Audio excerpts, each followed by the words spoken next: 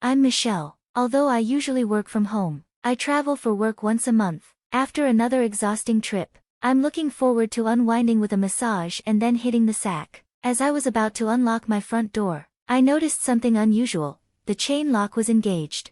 I live in a high-rise apartment downtown with my husband, Ryan. We've been married for 3 years. I assumed he must have gotten home before me. "Hey, Ryan, are you home?" I called out. There was no response, but I could hear the TV on in the back room. Certain he was there, I raised my voice. "Ryan, it's me, Michelle. The chain lock is on. Could you unlock the door?" Suddenly, I heard heavy footsteps and saw a face peering through the gap in the door. It was my mother-in-law.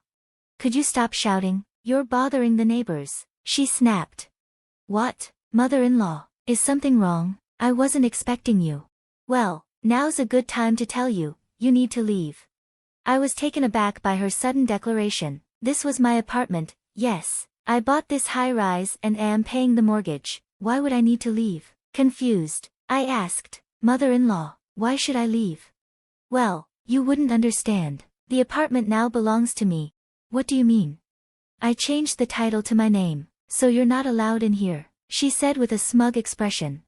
I was speechless, but I knew I wasn't at fault. Arguing while exhausted seemed pointless. I tried to stay calm. "So, you really want me to leave?" "Yes, that's what I've been saying. Just go." "Okay," I replied, deciding it was better to avoid conflict. I stepped back into the elevator. Reflecting on it, my mother-in-law has always had issues with me. During a family meeting, she bluntly told me, "I can't live with you." Well, I never wanted to live with her either. When I mentioned that, she responded as if I were a disobedient child. "It doesn't matter what you think. I don't want to live with you. If you have a problem with it, we can call off the engagement." I thought, what was she talking about? It was clear she didn't want to live with me, so I wondered if she was implying she wanted to end the engagement. My mother-in-law sneered. "No, I meant we won't live together." "Oh, okay then." Her displeasure was evident, and I was getting frustrated. If she really disapproved of the marriage, she should just say so. As if reading my thoughts, she shouted, "Fine, I don't approve of the marriage." "Why not? I agree we shouldn't live together." "Well, she stammered, unable to provide a clear reason. Maybe she just enjoyed complaining. Fortunately, my father-in-law intervened and resolved the situation, though my mother-in-law continued to oppose our marriage. For instance, when I mentioned the age difference, since I'm older, my mother-in-law became furious instantly. "An older wife? That's unheard of. Will you really be submissive to your husband?" The notion of a wife being submissive to her husband is outdated. Today, it's all about equality. There are no rules that a wife should be younger or that younger people should defer to older ones. Modern marriage is about mutual support. However, my mother-in-law seems stuck in the past. She believes a wife should be younger and always follow her husband's lead, such an old-fashioned mindset. Clearly, our views are too different. My mother-in-law's dislike for me is evident, and the tension between us remains.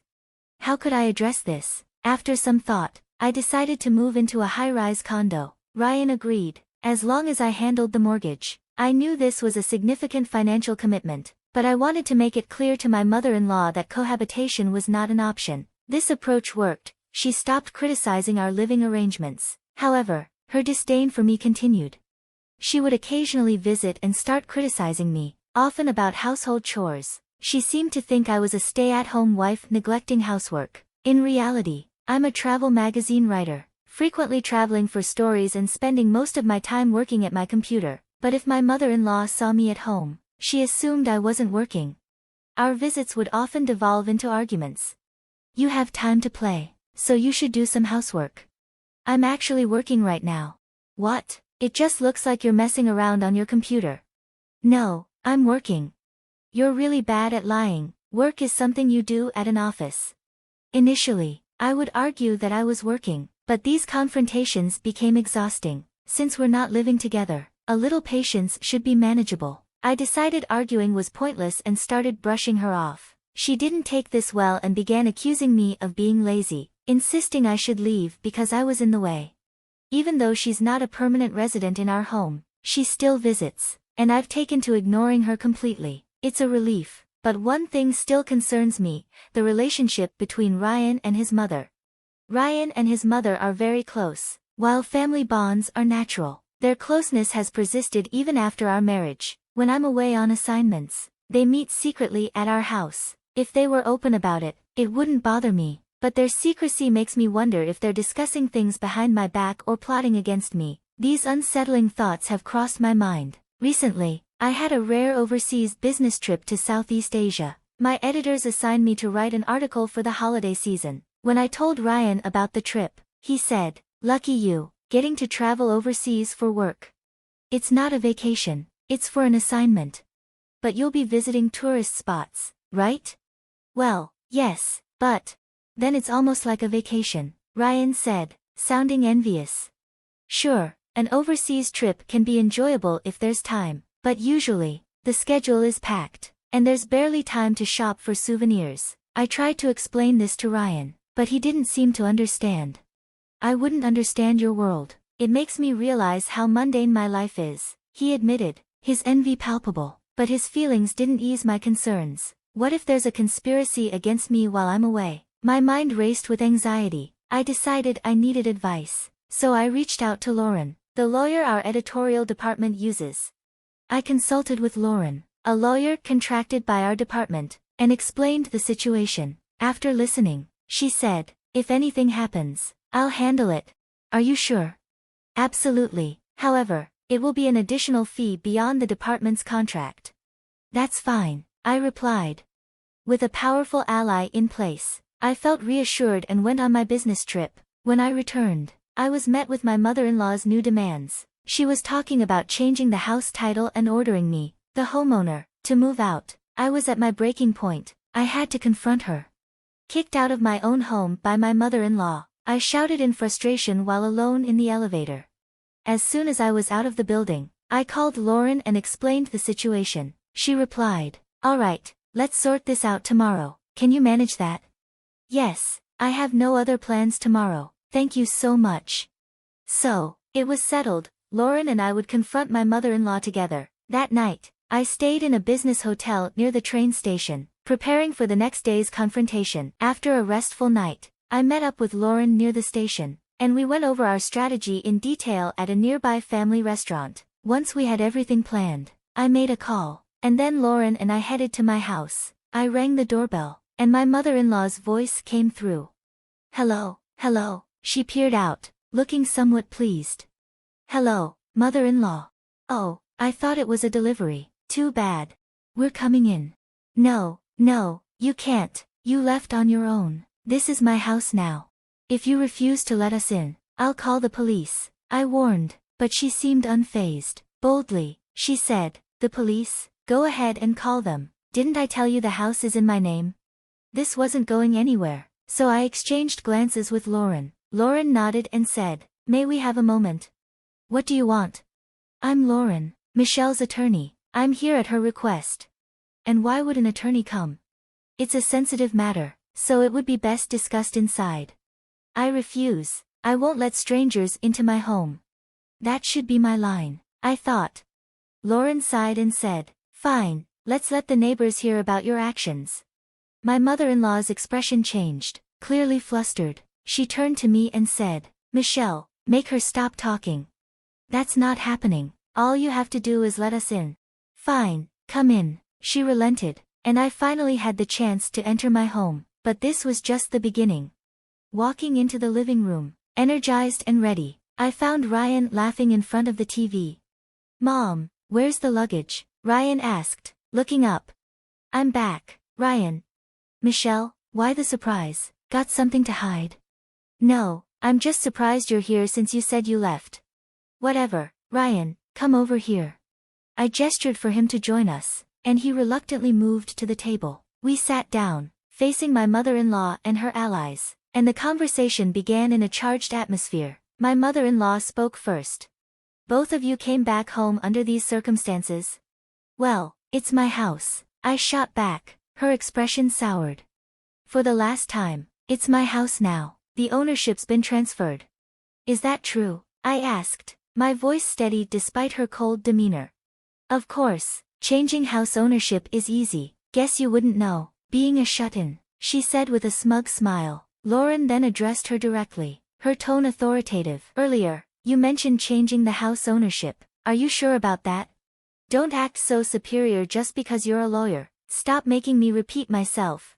Who prepared the quitclaim deed? Quitclaim deed? I did, mother-in-law stammered, clearly flustered. I could tell she was lying, but Lauren spotted a different issue. In this situation, the current owner, Michelle, would need to create and sign the deed. Are you saying you forged it? Forged? Yes, that's document forgery, and I'll report you to the authorities. Wait a minute, that's not true. I had someone else do the paperwork. Who? A lawyer?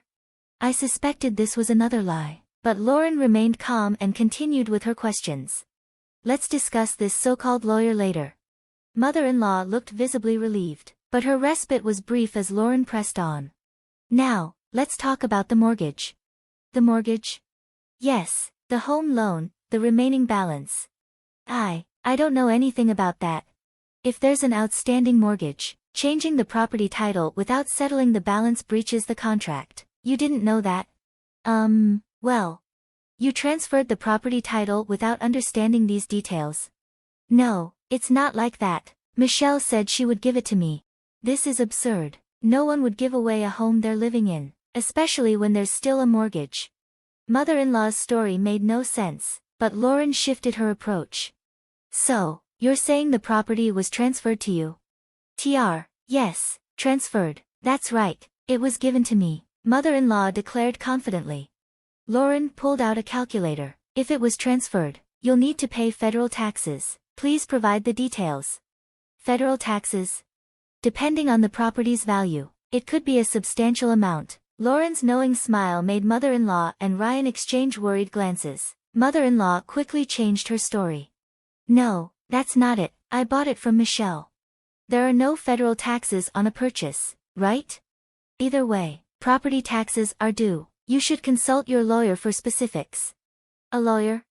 Whether it was transferred or purchased, taxes are still required, Lauren stated bluntly. With mother-in-law and Ryan silent, Lauren pressed, what will you do? They remained mute. After a few awkward moments, mother-in-law finally spoke up. I apologize. I lied about changing the property title. So you were lying all along, I said, my voice rising. Mother-in-law recoiled and stammered. No, I didn't mean to deceive. Then what did you mean?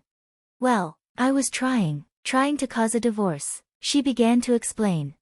The story began the day before my overseas business trip. On that day, mother-in-law and father-in-law had a petty argument that quickly escalated. Father-in-law yelled, I'm tired of you always wasting money.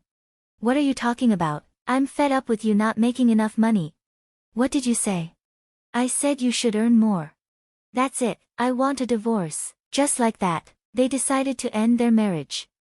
But then, mother-in-law had a realization. Despite her complaints, they had been living comfortably on father-in-law's income. If they divorced, she'd be left with only her savings, significantly lowering her quality of life. I don't want that. How can I maintain my lifestyle? After considering her options, she decided that moving in with us was the solution. However, I had made it clear from the start that we wouldn't be living together, and I wasn't about to change that now. So, she concluded that the best course of action was to force me out and live with Ryan alone. So, Ryan, did you agree with mother-in-law to kick me out? Well. Ryan, mother-in-law nudged. Ryan agreed, didn't he? Speak up, say you want a divorce. Despite mother-in-law's prodding, Ryan couldn't bring himself to say it. I understood why Ryan hesitated. If mother-in-law knew the true reason, she would never suggest a divorce. But after being treated so badly, I couldn't forgive them. I decided to take the lead. Fine, let's get a divorce. Oh, finally, Michelle and I agree on something. See, even mother-in-law says so. Let's use this opportunity to move forward. Ryan looked down, silently nodding as he processed the situation. I had one. I glanced at Lauren, who pulled out the divorce papers from her bag.